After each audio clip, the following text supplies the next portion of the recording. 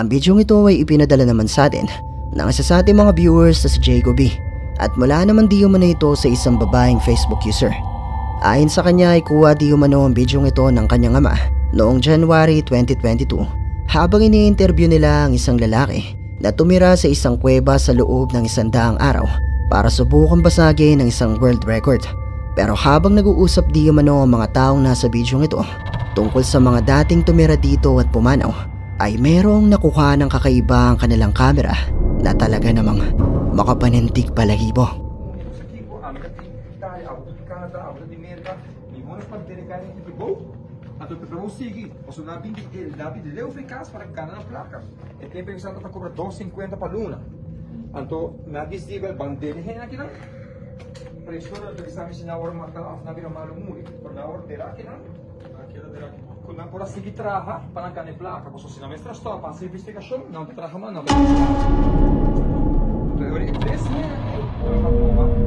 Habang ang cameraman ay abala na kinukuna ng paligid ng kuweba, wala siyang kamalay-malay na nahagip pala ng kanyang kamera mula sa bahaging ito ang tila imahe ng isang tao na merong kakaibang kulay at nagtago sa likuran ng mga batong ito.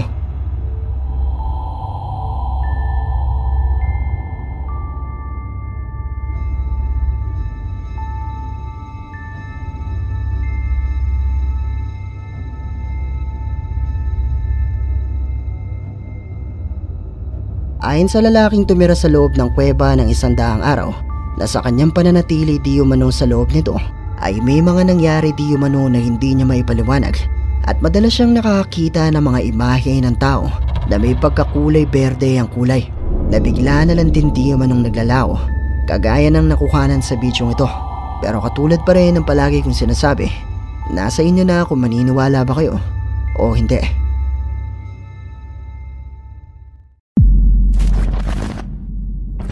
Ang ghost hunter na si Franco na may-ari ng YouTube channel na Franco TV ay sinubukan mag-imbestiga sa isang abandonadong mansyon na pinaniniwalaang haunted at sa kanyang pag-iimbestiga dito.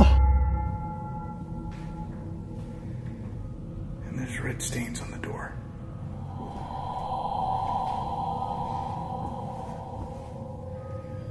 And there's more suspicious red stains on the wall.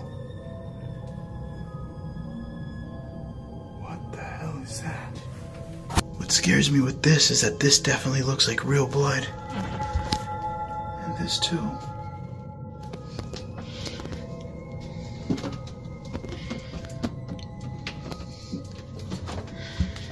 But what's even more interesting is this. If you guys have any idea what this is, let me know. But this is disgusting. It even stinks in this room.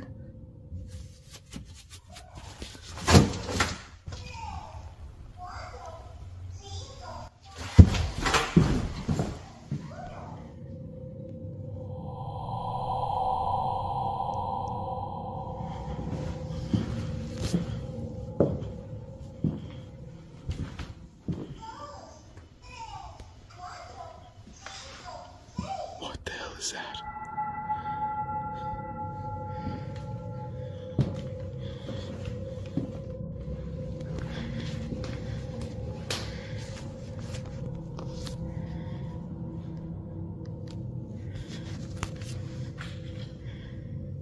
Hola?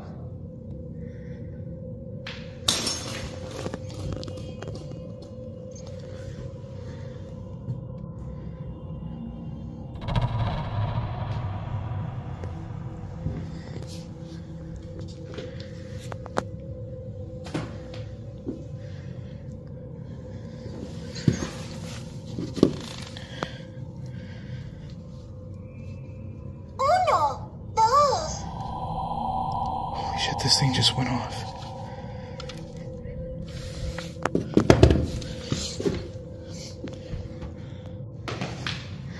I want to make sure nobody walked in here.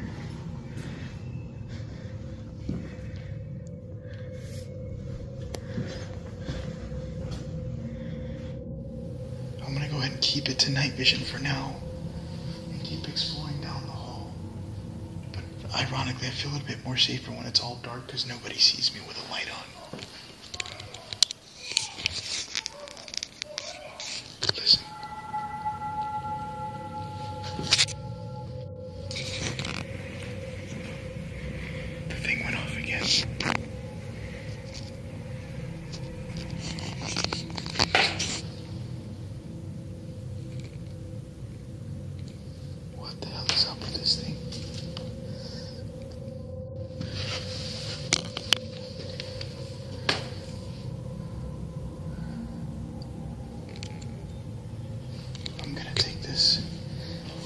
fact, I'm gonna put this right here. I don't know if this thing's defected or what, but this is the only toy that I found in this place thus far. Alright, let's see if I can get it to go off again. Niño? ¿Tú puedes mover la cosa? Toca el botón. Niño. I'm gonna turn off the light. What is that? What was that?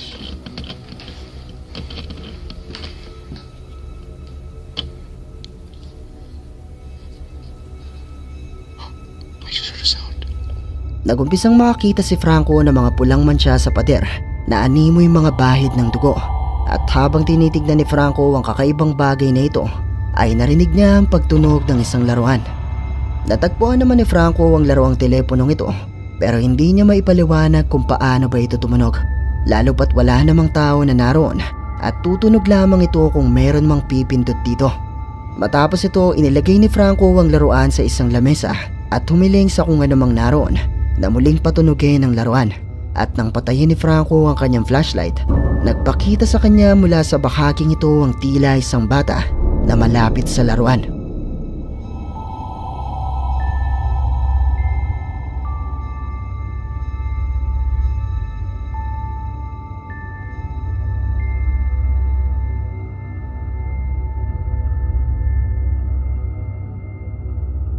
Agad-agad naman na nagtungo si Franco kung saan nagpakita ang tila isang bata para kumpirmahin kung ano nga ba ang kanyang nakita.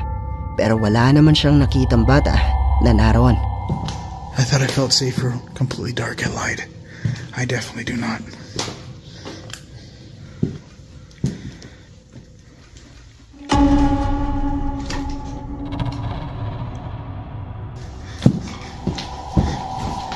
Hola?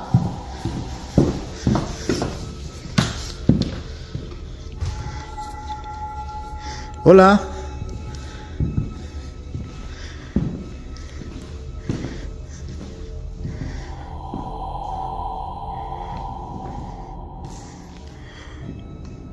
What was that? I literally saw what looked like an arm. It looked like a kid's arm just pushed the door open. That's the room I just came from. Oh my god. What the hell is that? For a split second, I'm trying to lower the brightness settings so I don't drain my battery.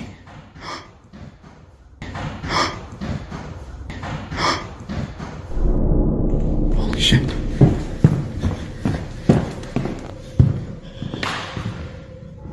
I just heard footsteps. I just heard running footsteps. Oh, what the hell is this? Maria. Habang patuloy na naglilibot si Franco sa loob ng abandonadong mansyon, nakita niya mula sa bahaging ito ang tila kamay ng isang bata na nagbukas ng pintuang ito.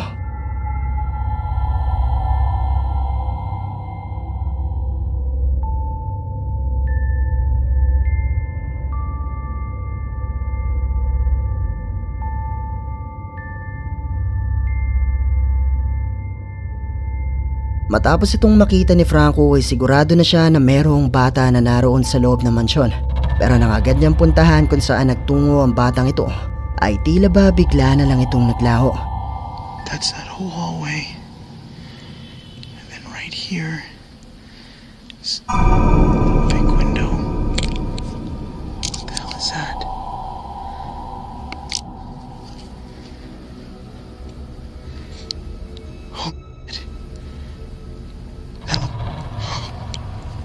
Oh.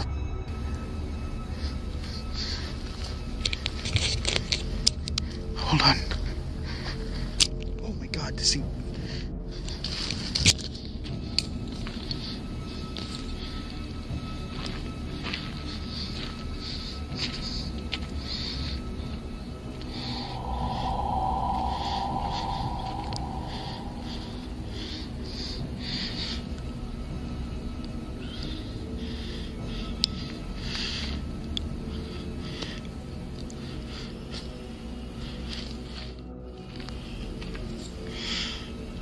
You could see the difference in temperature right here on the window. Hold on, I'm turning off my light. I can't see anything. Hold on, I'm gonna turn it back on. Habang si Franco ay nasa labas ng mansyon, nakita niya mula sa malaking bintanang ito ang isang bata na nakatitig sa kanya mula sa loob ng mansyon na maya-maya pa ay bigla na lang ding nagtago.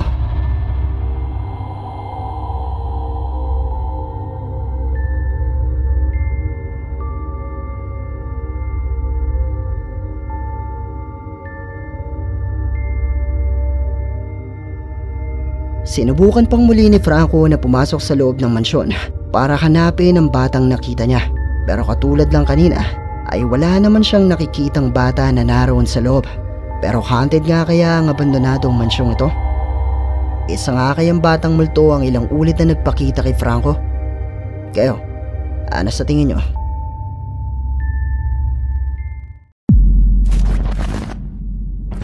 Ang bidyong ito ay ipinadala naman sa atin ng isa sa ating mga viewers na si Gina Kupang, at mula naman di umano ito sa isang babaeng TikTok user habang siya ay gumagawa lang ng isang random TikTok video.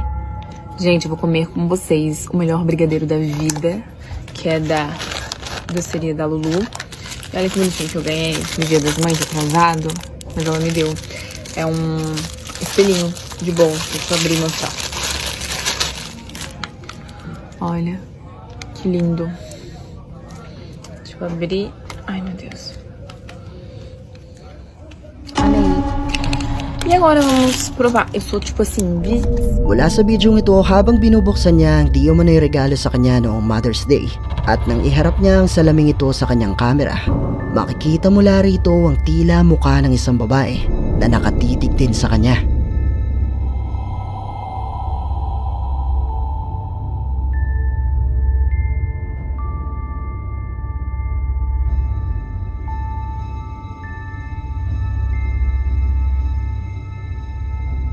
Ayon sa uploader ng bidyong ito ay wala di umano siyang ideya kung sino ang babaeng ito, at maging siya ay kinalabutan din matapos niyang mapanood ang bidyong ito dahil mag-isa lang di umano siya ng mga oras na kinukuhanan niya ito. Pero posible nga kaya na isang multo ang nagpakita mula sa salaming ito? Kayo na ang bahalang umusga.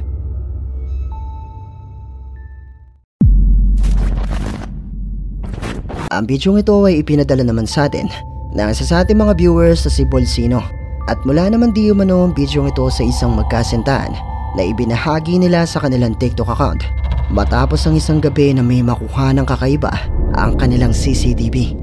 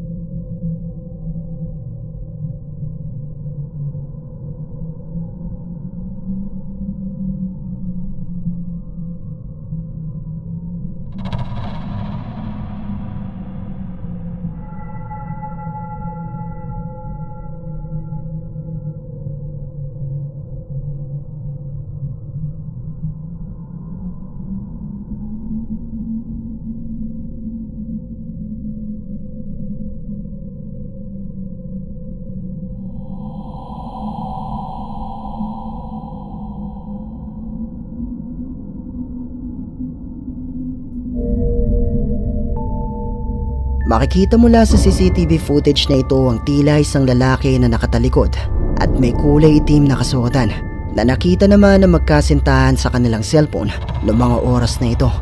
Agad silang bumaba para i-check kung posibleng may taong nakapasok sa loob ng kanilang tahanan, pero wala naman di umano silang nakita na kahit na sino.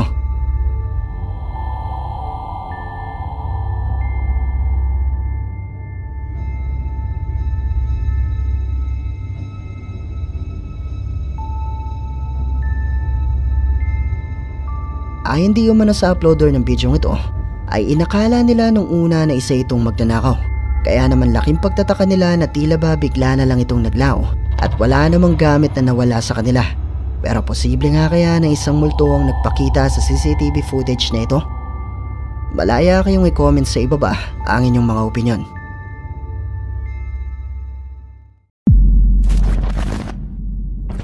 Tuwing buwan ng Agosto ay itinarao sa China ang kanilang tradisyon na tinatawag nila na Ghost Month o Ghost Festival, na kung saan ay naniniwala sila na ang daan na nagdudugtong sa mundo ng mga buhay at yumao ay nagbubukas, at ang mga kaluluwa ng mga taong yumao ay naglalakbay para bumisita sa kanilang mga kaanak. Kung kaya naman ang mga Chinese ay nag-aalay ng dasal, pagkain at inumin sa mga yumao sa tuwing sumasapit ang buwan na ito. Pinaniniwalaan din na ang mga sementeryo ay ang lugar kung saan lumalabas ang lagusa ng mga kaluluwang ito, dahilan kung bakit walang bumibisita sa mga sementeryo tuwing Ghost Month. Pero ang Chinese ghost hunter na si Xiaolong ay sinubukang magtungo sa isang sementeryo sa gitna ng isang kagubatan sa kalagitnaan ng Ghost Month para alamin kung magagawa niya bang makita at makuhanan ang sinasabing lagusa ng mga kaluluwa. At ginawa niya nga ang investigasyong ito habang siya ay nakalive. 马姐你马哥，马姐你这样式的，那就是那个苹果是真正给你孝敬你的，完事之后吧，你就别嫌弃，行吗？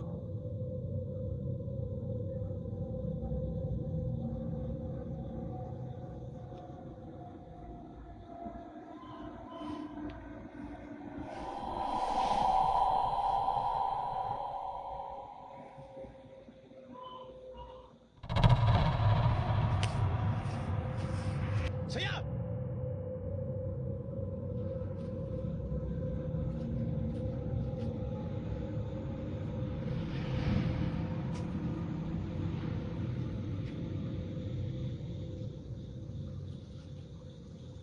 谁？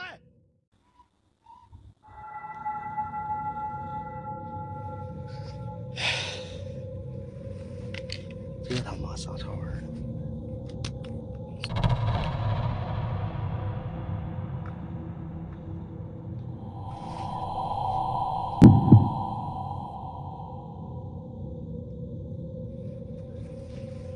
苹果是不掉了？你吃来了？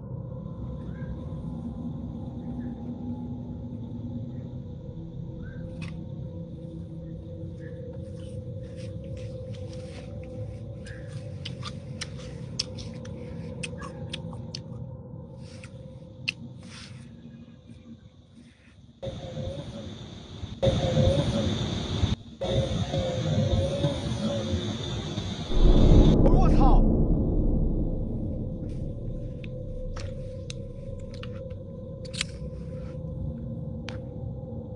谁呀？你们听到哭没？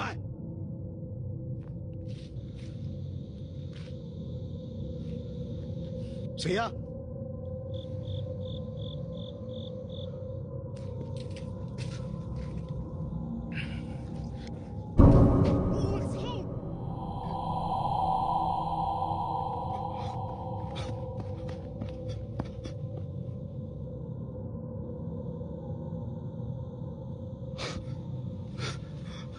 你们看到吗？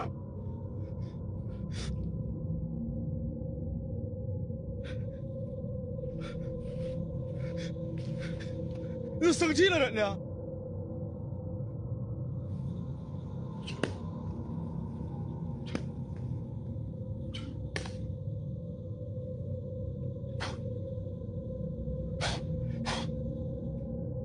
这回我告诉你，瓶我给你撇了，蜡我给你吹了。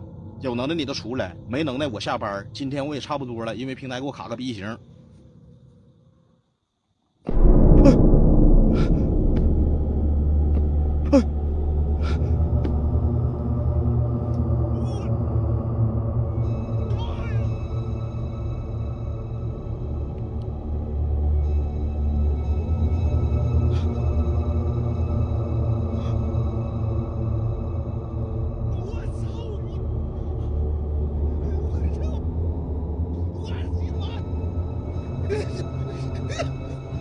我操！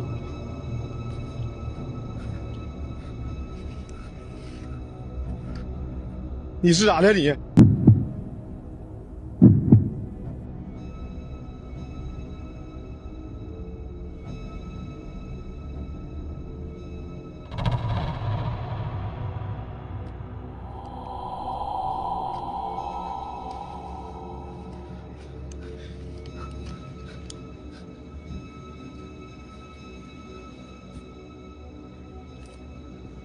你在哪儿呢？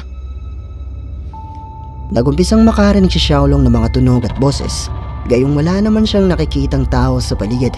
Pero ang higit na mas nagpakilabot sa kanya ng mga sandaling ito ay nang makita niya ang misteryosong paglitaw ng mga bakas ng paang ito na animoy may taong umapak dito na hindi nakikita.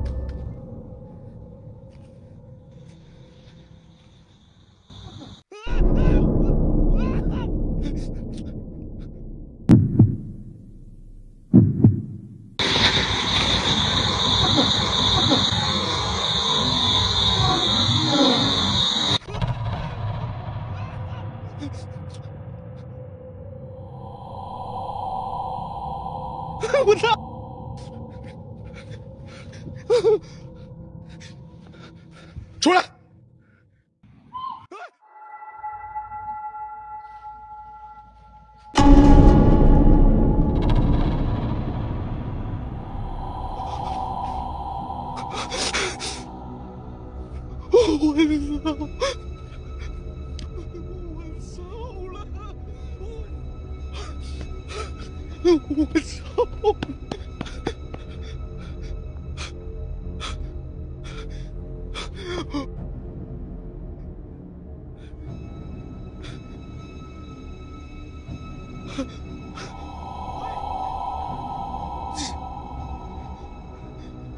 我操！我看错了，钱全是钱，钱。谁呀？出来！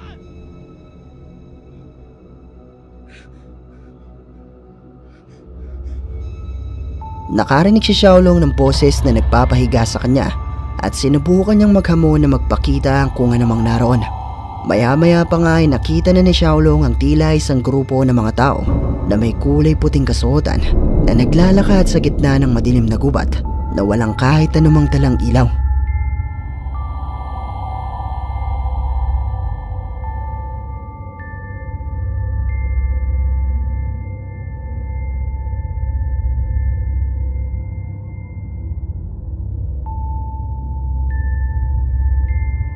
Agad-agad naman na nagtungo si Xiaolong kung saan niya nakita ang tila mga taong ito, pero wala na ang mga ito roon, na tila ba naglaho na lang bigla ang mga ito.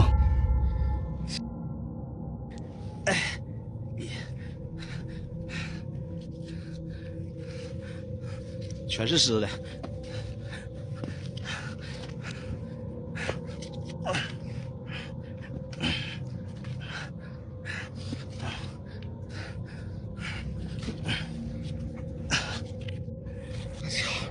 还是我操，这一大把了。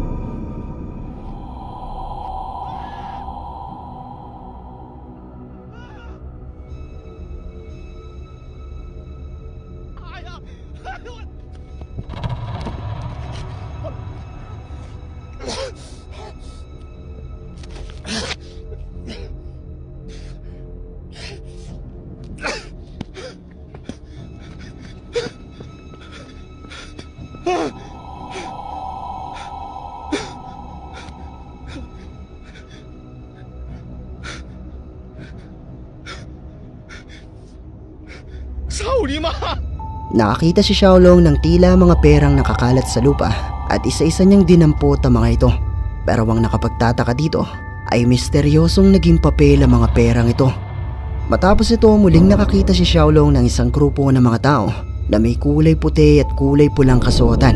Nakatulad kanina ay mga naglalakad din sa madilim na gubat na walang kahit anumang dalang ilaw.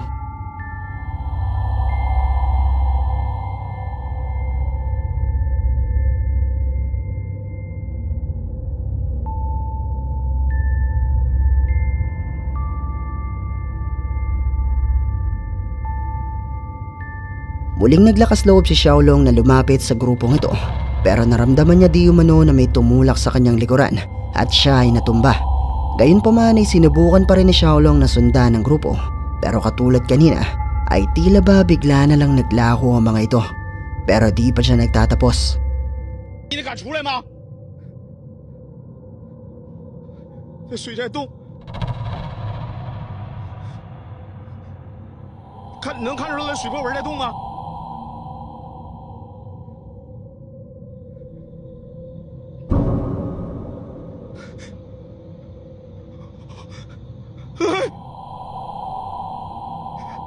我操！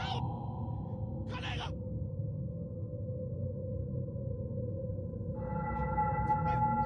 吓着了我砸死你们！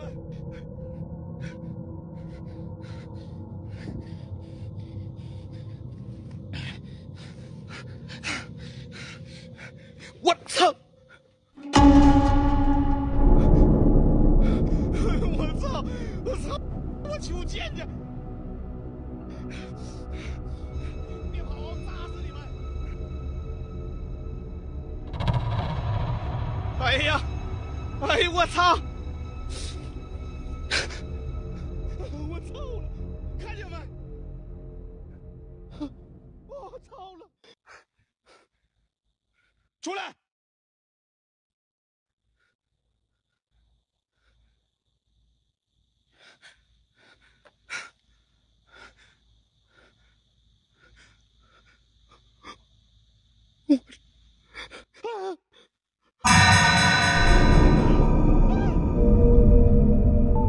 ！Habang patuloy na nag-iimbestiga si Xiaolong sa gitna ng kagubatan, ay napansin niyang gumagalaw ang tubig sa ilog na ito. At mula dito ay nakita niya ang paglitaw ng mga ulong ito ng tila mga taong nakatitig sa kanya. Pero ang mas nakapangingilabot sa bidyong ito ay nang makaramdam si Xiaolong na may humawak sa kanyang paanan at makita niya maputlang kamay na ito na nakakahawak sa kanyang paa na tila ba lumapas mula sa lupa na agad din namang naglaho kasama ng puta sa lupa.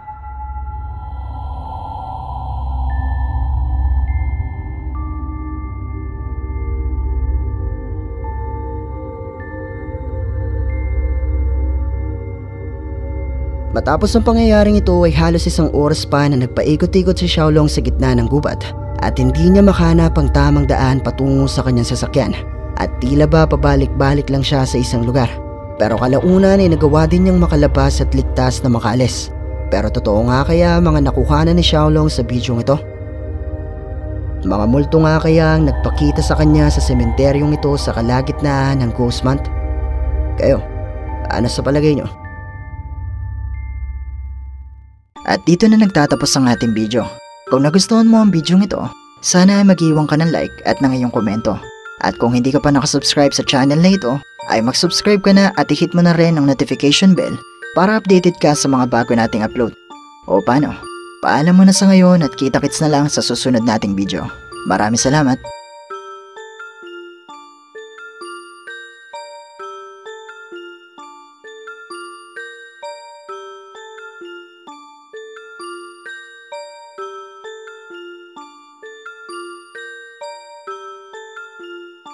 Hi!